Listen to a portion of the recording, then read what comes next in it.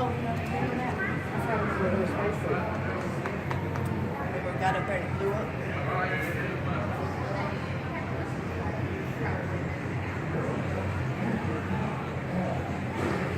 I am glad to report that all systems are go here at Marshall Space Flight Center.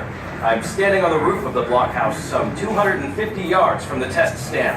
Beneath me, engineers are in the final countdown phase for the first static test of all 5 first-stage engines on the Saturn V, the rocket that will someday carry astronauts to the moon. This enormous part of the rocket features 5 powerful F1 engines, and today, April 16, 1965, for the first time, if all goes well, all 5 will fire together.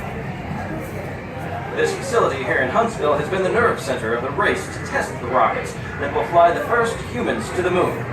Werner von Braun and his team, along with engineers from Rocketdyne, have been designing and testing the F1 engine for years, trying to solve the problems caused by scaling up to such a huge and powerful engine.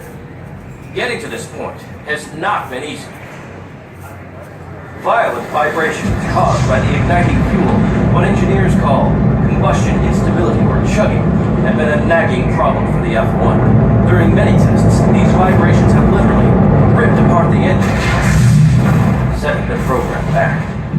But now, in order to meet President Kennedy's deadline, it has been decided to test all 5 together, 2 months ahead of schedule.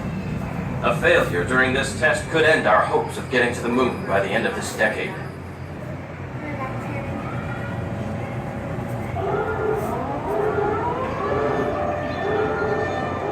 Looks like the test conductor, Robert Sadler, has checked with his guys on their consoles to confirm all systems are go. We are about to witness history in the making.